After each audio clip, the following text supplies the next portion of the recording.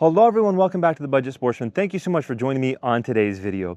Today we're going to be taking a look at testing and comparing 4 different e-bikes, and I'm going to be coming at this from the perspective of someone who's primarily going to use an e-bike for hunting, maybe a little bit of fishing, and some joyriding as well. But I think the information in this video is going to be useful no matter why it is that you're looking to purchase an e-bike. Now, I also want to mention that we are definitely going to be looking at and comparing these 4 specific e-bikes, but I think there's going to be a lot of information in this video that's actually useful no matter what brand of e-bike you're considering purchasing, as we discover some of the differences in things like battery capacity, motor output, motor styles, and a number of other things as well. Now, before we go any further, I do want to mention that all 4 of these bikes were sent to me for free for the purpose of making this video. So if there's any bias here, it's an equal bias across all 4 brands. And I will be sharing some of the negatives that I've had along the way in communicating and dealing with some of the customer support side of things as I go through this video. With all of that said, let's go ahead and introduce you to each of the 4 e-bikes in today's comparison. The HeyBike Ranger S is a unique bike in this lineup. It features smaller 20-inch wheels and a folding frame for a smaller overall footprint. But don't let its small size fool you, it can still fit larger riders just fine. The model I have has a 1,000-watt hub drive motor with an advertised peak of 1,800 watts, providing good power and speed from this little bike. The Ranger Plus comes in at $1,300, making this bike feel like it packs a lot of power into a small frame and affordable price. The 48-volt 14.4 amp-hour battery has a smaller capacity in comparison to some of the other bikes. The 1,000-watt Ranger S features a torque sensor, hydraulic disc brakes, headlight, taillight, turn signals, and even a horn. The CYKE Cheetah is the tank of the e-bikes in this video. It's built tough and heavy. The Cheetah is available in this unique desert camo pattern and is currently priced at $1,400. It features a 750-watt hub drive motor that outputs up to 85 Newton meters of torque. The 48-volt battery has a capacity of 20 amp hours and has an advertised range of 100 miles in eco mode. The Cheetah offers a cadence sensor, hydraulic disc brakes, headlights, taillights, and a bell.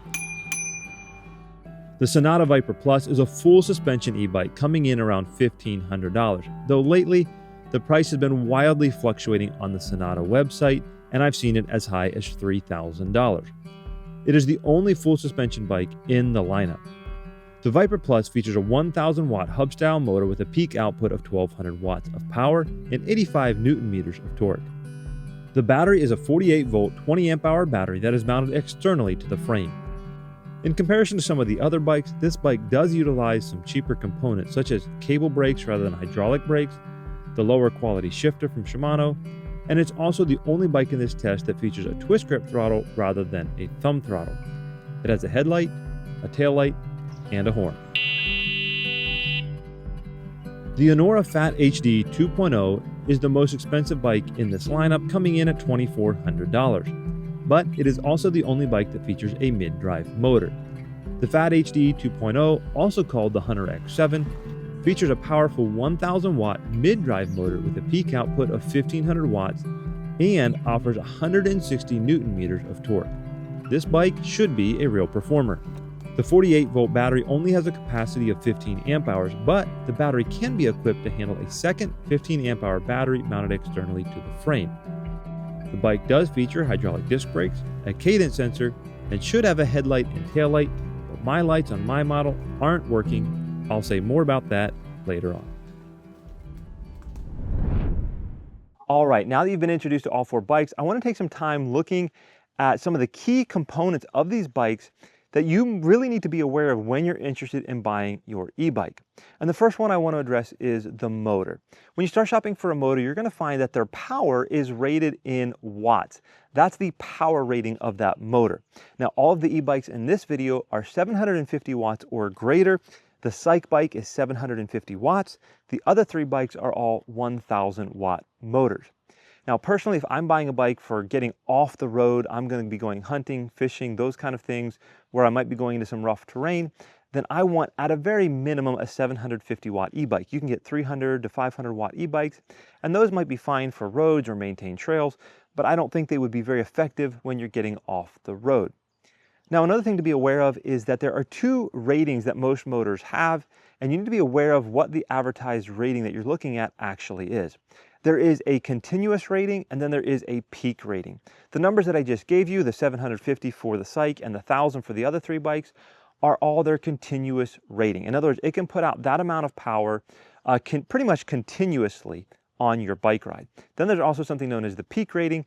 That's a little bit of a burst that you might be able to get out of that motor if you're on a steep hill or when you go full throttle and it needs a lot of power to get you up to speed.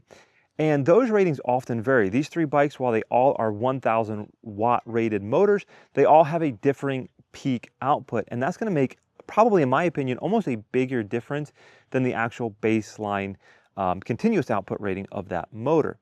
Now, I'm not going to go over that here. When I introduced the bikes, I gave you those ratings if I have them, but it is a huge difference. It's something you definitely need to be aware of.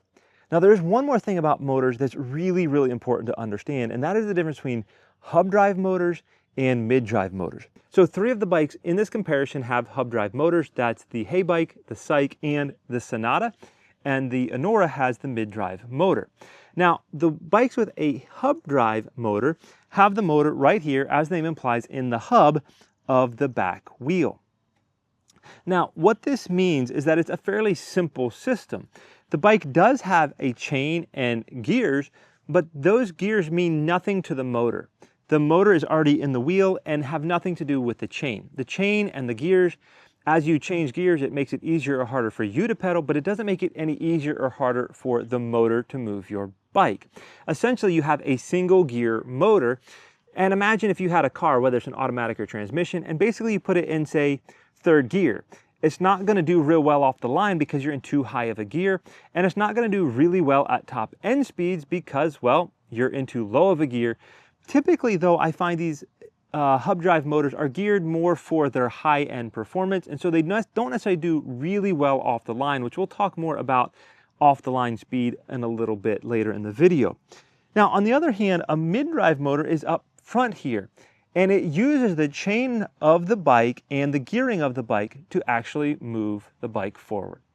Now, what that means is when you change gears of the chain drive here, you're actually giving a mechanical advantage to that motor. Meaning, if you start in a very low gear, you're going to get a better hill climbing performance or better off-the-line torque.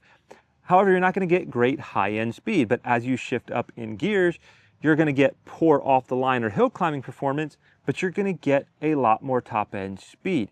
And so one of the advantages of the mid-drive motor is the ability to use the gearing of the chain and the chain drive system to actually give a mechanical advantage to your motor. Now, as we go through the testing of this video, we'll see how big of a deal that actually is, but most people consider a mid-drive motor to be a really great option. Now, when it comes to e-bike motors, just about any motor is going to do great on a flat level trail. What you're really going to notice a difference on with motors, though, is its acceleration, which we'll talk more about later, but also when you get onto hills. So what I want to do now is take all 4 of these bikes out into the woods to one of the places that I enjoy riding and one of the steepest hills that I always struggle with on an e-bike, and see how these 4 e-bikes can do on a short but very steep hill. Even though the HeyBike Ranger S is a 1,000 watt motor with an 1,800 watt peak output, it didn't even come close to making it up this hill using only the throttle. That was pathetic. Pedaling the bike in the highest pedal assist mode allowed me to make it up the hill, but not without fairly significant effort, although I did stay on the seat the entire way up the hill. I was starting the run on a slight uphill grade, and all of these bikes struggled to gain any speed before hitting the steep part of the hill. The CYKE Cheetah with its heavy frame and 750 watt motor really struggled to gain any speed and didn't make it far up the hill using only the throttle. Switching over to pedaling on the highest pedal assist mode did allow me to make it up the hill, but it took significant effort and I had to stand and really put my weight into the pedals toward the top of the hill. On my first attempt with the Sonata Viper Plus, the hub drive motor started making some strange sounds. I think that motor might be going out. In spite of the motor making some strange sounds, the bike still made it up the hill about the same distance as the other bikes in throttle mode, and I was able to make it all the way up the hill in the highest pedal assist mode with some effort in the pedals. I had really high hopes for the Anora bike with its mid-drive motor. While this bike didn't make it up the hill even in the lowest gear, it did do a much better job of picking up speed and made it further up the hill than the other bikes. I think that's the farthest. Pedaling the bike was fairly easy as it picked up speed well and climbed the hill with relative ease compared to the other bikes, and allowed me to easily stay seated for the climb. Next up, let's talk about the battery capacity of each of these bikes. It doesn't matter how great the motor is in the bike if it doesn't have a battery capacity that's going to get you out there, allow you to have your adventure, and make it all the way back home.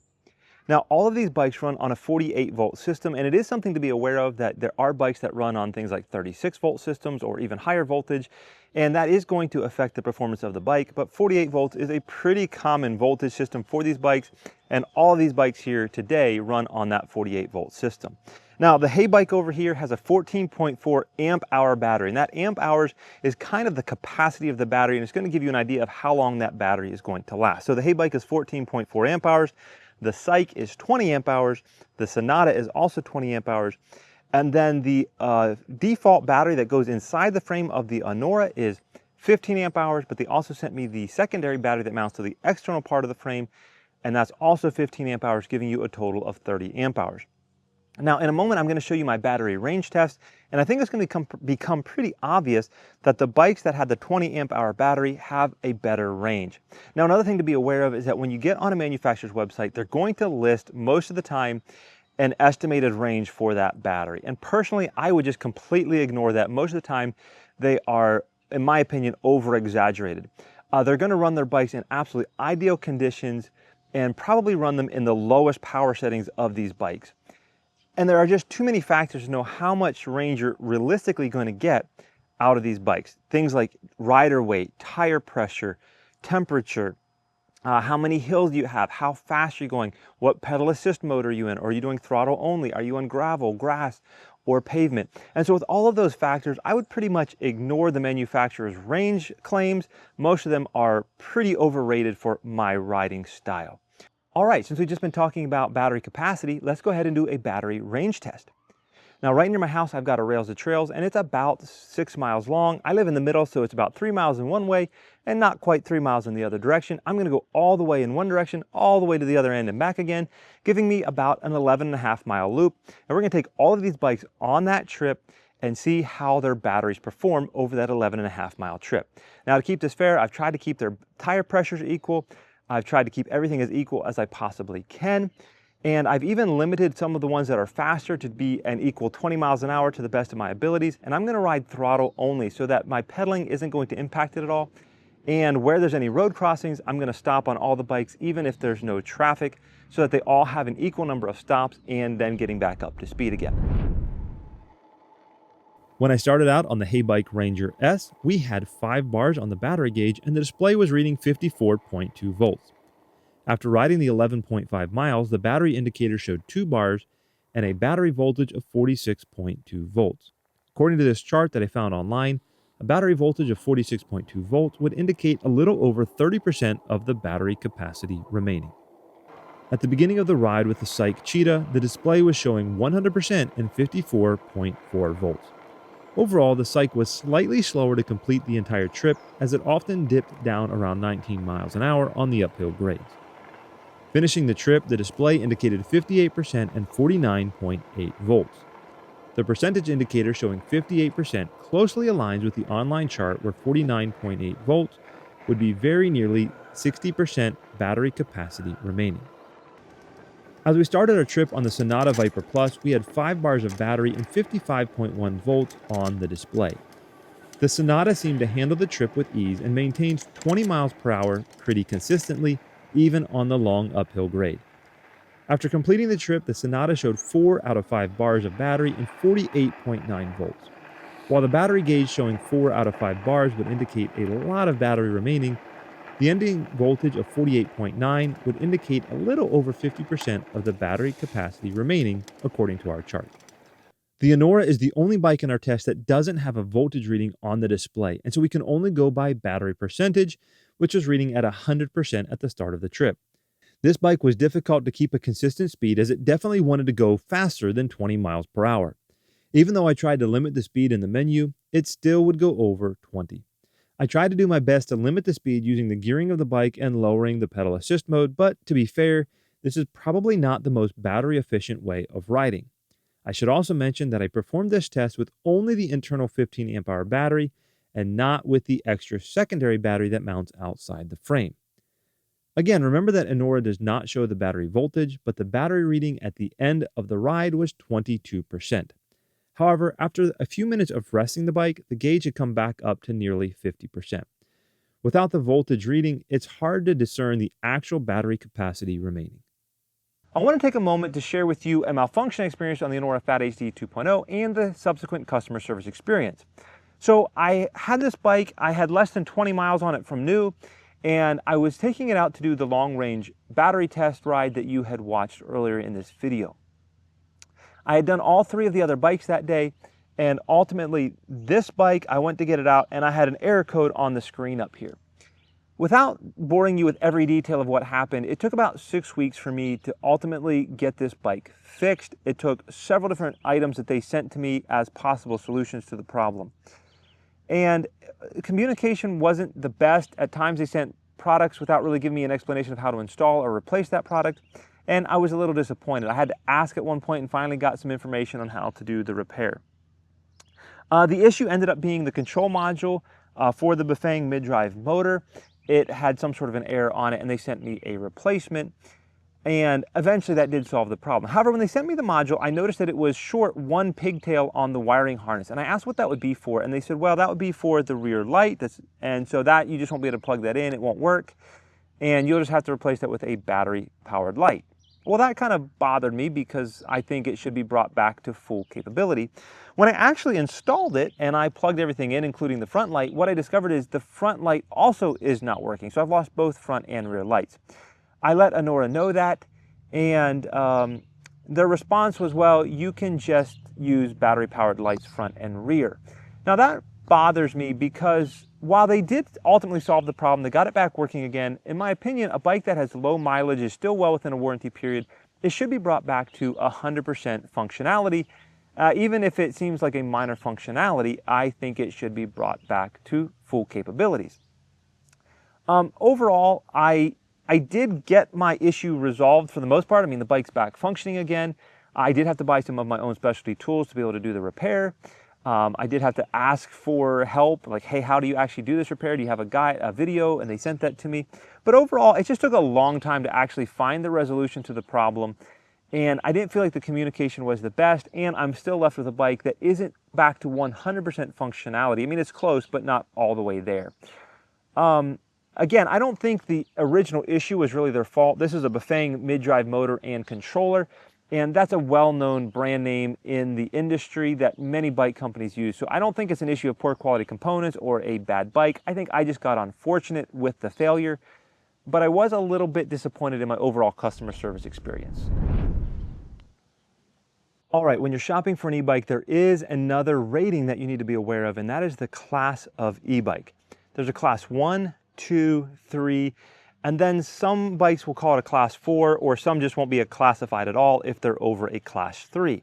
Now, you need to be aware of what class of e-bike you're buying for 2 reasons. One is it will impact the performance of your bike, but it's also going to impact where you're able to ride that bike. Some bikes are limited, or some trails rather, are limited to only having a class 1 e-bike or maybe a class 2 e-bike, while other places don't have restrictions at all. Now, a class 1 e-bike typically is something that does not have any throttle. It is pedal assist only, meaning the motor will help you while you're pedaling, but there's no throttle that you can just go without actually pedaling. Class 2 e-bike usually has a throttle and pedal assist, and it's limited out to about 20 miles an hour. A class 3 e-bike usually has a throttle that will limit at 20 miles an hour, but it will allow you to go up to about 28 miles an hour in pedal assist modes. And then class 4 is a little bit less defined from what I've been able to find, but typically that means that maybe the throttle is going to let you go over 20 miles an hour, or maybe the pedal assist will go over 28, but there's some form of speed that's higher than a class 3 e-bike. All of these bikes are basically a class 3 or higher e-bike. The CYKE here is class 3 and is probably the one that sticks most closely to those guidelines that I just mentioned as a class 3 e-bike. The other 3 here all are basically class 3, but you can get into the menu and you can actually remove some of those limitations to where several of these bikes will actually go faster than 20 miles an hour on throttle only mode. Most of them won't really get you up faster than about 28 miles an hour on pedal assist modes. Well, hey, since we're just talking about class of e-bikes and top speed, why don't we head back over to the trail and do a top speed test. Now, for this test, we're gonna be starting from a standstill and then putting it in the highest mode and giving it full throttle. We're gonna be timing how long it takes to get to 20 miles an hour, so that's gonna be sort of like an acceleration test. And then we're also gonna see how high the top speed is for each of these bikes in throttle only mode. Now, for this test, if the bike has any kind of a speed limit in the menu where we're able to remove or adjust that speed limit, then we're gonna do that. We're gonna try to give these bikes the best chance of the highest speeds possible. Ready, set, go. The HeyBike Ranger S took off quickly from the line and reached a speed of 20 miles per hour in under 7 seconds. It topped out with an impressive throttle-only speed of 31 miles per hour after 18 seconds. 30, 31. In 3, 2, 1. Definitely slower off the line than the other bike. The CYKE Cheetah was definitely slower getting off the line, but still managed to hit 20 miles per hour in right at 10 seconds. As a true Class 3 e-bike, 20 miles per hour is the top speed for throttle only, but with some good effort on the pedals, the bike eventually topped out at 28 miles per hour. With pedal assist mode.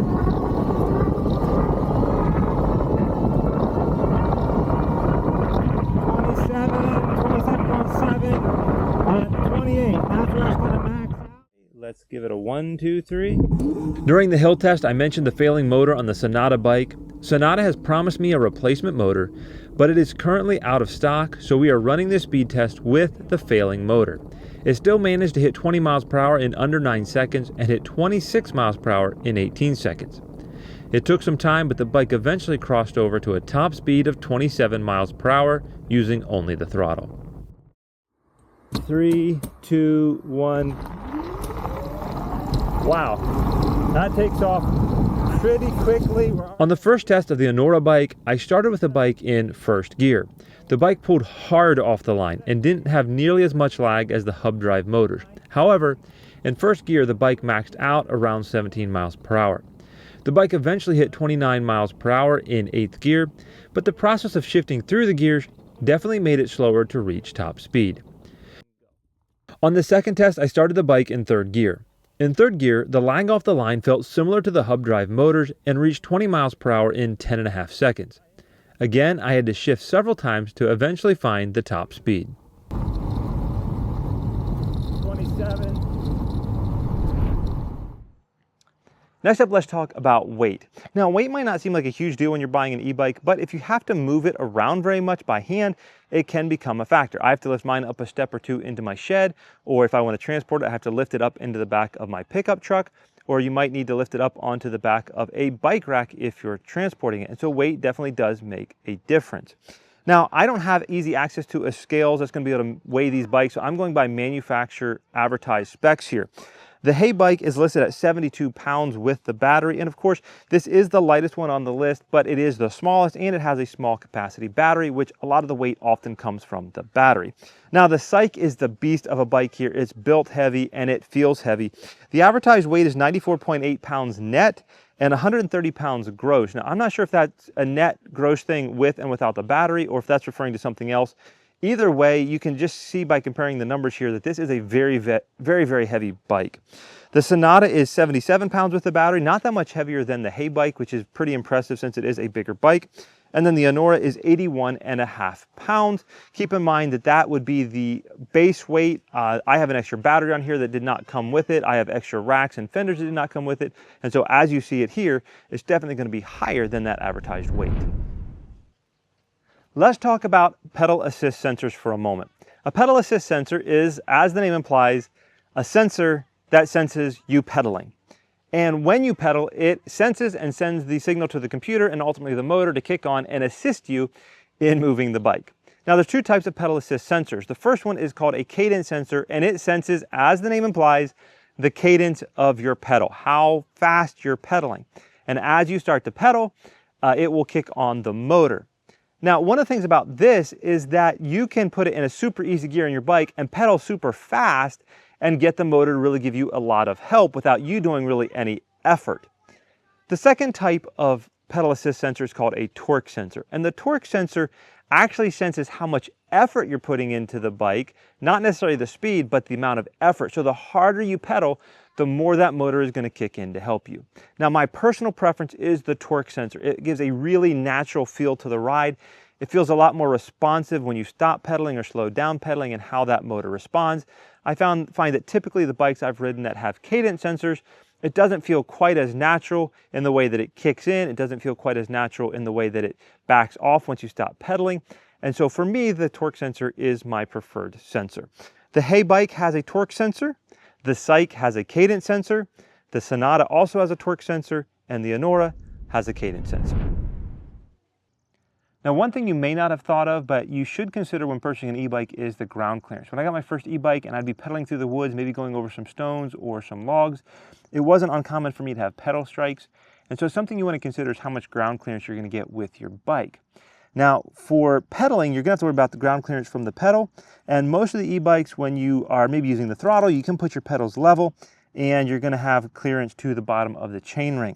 So here on the HeyBike, if you're using your pedals, you're going to have about 4¼ inches of clearance to the ground. Now on this particular bike, the chainring is actually not the lowest point. There's actually a bracket down underneath here that's used for when you fold up the bike to support the bike, since both wheels are back here and it allows it to lean on that little bracket. That bracket on this bike is about 7 inches off the ground. So even if you're using the throttle and you want to have your pedals level, you've got about 7 inches of ground clearance. The CYKE Cheetah has about 4½ inches of ground clearance with the pedals, and with the pedals up, it has about 8½ inches of ground clearance to the bottom of the chainring. The Sonata Viper Plus has 5½ inches of ground clearance to the bottom of the pedals and 8½ inches of clearance to the bottom of the chainring.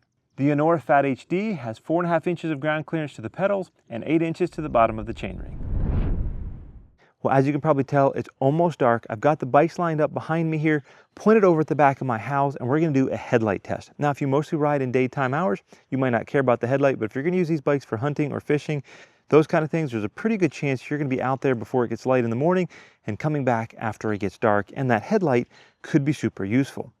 So what we're going to do is we're going to point all the headlights over in that direction. We're going to lock down the exposure settings of the camera so it can't fluctuate, and it will give us an idea of how bright each light is as well as the light pattern. Now, do keep in mind, I already mentioned in this video that because of the failures that I experienced with the Anora bike, that my headlight is not working on that bike. So I'm not going to be putting that one in this test, unfortunately. I really wish I could, but the headlight doesn't work, so there's no way to test it.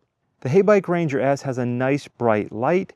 It is pretty round in shape with soft edges, but you can also tell that the circle of light is fairly large. The CYKE Cheetah is also fairly bright.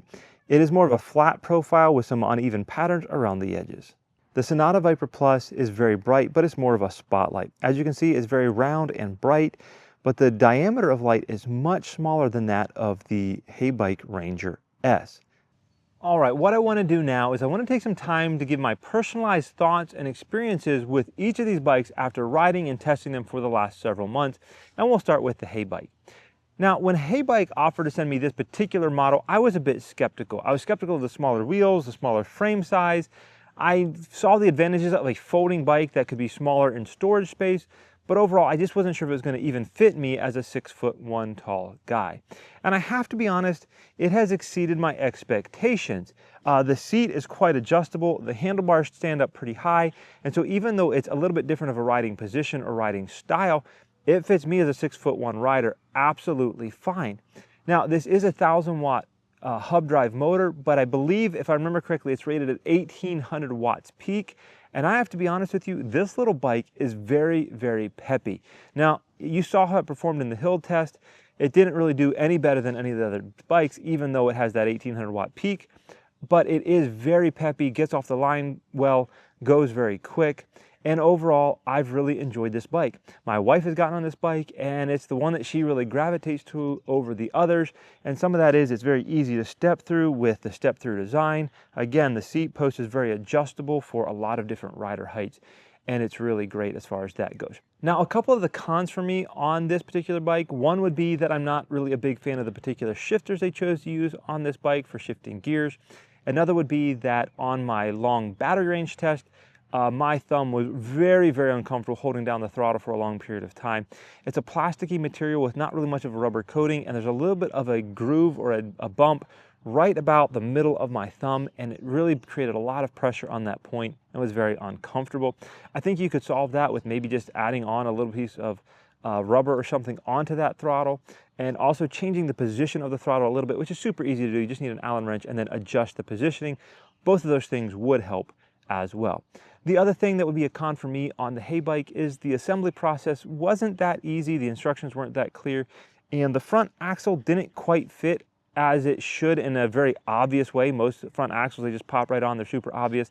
This one needed some spacers and some things that didn't make it super obvious.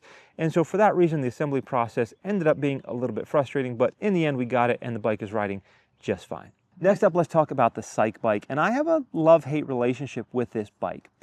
This bike has a lot to love. It is a very comfortable bike in my opinion, and a quality bike. The seat's very comfortable, the handlebars are very comfortable, the positioning of the ride is comfortable, the throttle and the buttons on the controller are really nice to use, and the display itself is clear, it's easy to read, the menus are easy to navigate, and I really enjoy using the bike for all of those reasons. And I should also mention the shifters they've chosen to use on this bike I prefer greatly over the ones on the previous bike. Much more comfortable to use, much more streamlined, and in a much better hand position. Overall, feel like a lot better quality. But there are some cons to this bike that sort of temper my love for the many positive things about it. And probably the biggest con is the weight. This bike is very heavy and it's noticeable. It also has a longer wheelbase, and the weight and wheelbase just combine to create a much different riding experience. It's a little bit heavier to get in and out of my shed or into the back of the truck. But even when you're riding, you can feel that weight as you're riding, and it almost makes me be a little bit more cautious. The bike just doesn't feel as nimble as some other bikes. Now keep in mind, this is also a 750 watt hub drive motor, the smallest motor in our test in this video. I don't think 750 watts is necessarily too small to get out and have a great time in the outdoors and have some great adventures. However, when you combine a 750 watt motor with a heavy framed bike, this becomes a little bit more of a sluggish ride than some of the other bikes. It just does not get off the line as quickly. It's probably not going to do hills quite as well as some of the other bikes because there's a lot of mass and weight to get moving here. And it's got a relatively, in comparison to some of our other bikes, a relatively smaller motor to get that job done. So while there's so much love about this bike, the weight and the smaller motor combine to just give a little bit more of a sluggish feel to the ride. Now, one more nitpicky thing I want to mention here is that the seat post clamp here does not have like a handle on the clamp where you just clamp it over tight. You actually need a tool to be able to loosen that clamp and adjust the seat post. Now, if you're the only person riding the bike, that's probably not going to be a big deal. You set it once and leave it. However, my wife likes to ride these bikes and help me test and just ride them for enjoyment and so forth. And it's really annoying to have to go find a tool to be able to adjust this seat post. Now, I believe you can go on Amazon and probably replace this clamp with the kind with the handle that you don't need a tool, but it's a little bit frustrating that it doesn't come with it. Now, that's a very relatively minor con that adds up to be a pretty major inconvenience, but it's pretty easily solvable with a few dollars on Amazon. So again, a love-hate relationship, so much quality about this bike that I really enjoy, but a sluggish riding feel because of the heavy weight and smaller motor. The Sonata Viper Plus is another bike that I have a love-hate relationship with, but for almost the exact opposite reasons that I have a love-hate relationship with the CYKE Cheetah. This bike has a 1,000 watt motor with, I believe, a 1,200 watt peak output, and it weighs just a little bit more than the HeyBike. So overall, this is a very sporty feeling bike. It's light, it feels nimble, it gets off the line pretty quickly, and it is a very enjoyable riding experience from the aspect of the speed and the performance.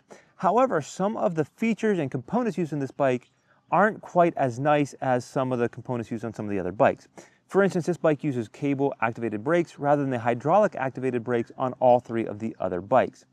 This bike also uses a twist grip throttle rather than a thumb throttle. Now that on its own is not necessarily a con. I've just found that personally I prefer the thumb throttle. There have been a couple of situations where I was actually walking the bike with it on and I went to go turn and that actually rotated my wrist and it gave it some power. Another case, I was riding and I hit a little bit of ice in the wintertime, and as I started to kind of like lose my balance because the back end started to slide, I actually hit the throttle and that actually caused me to go sideways and fall.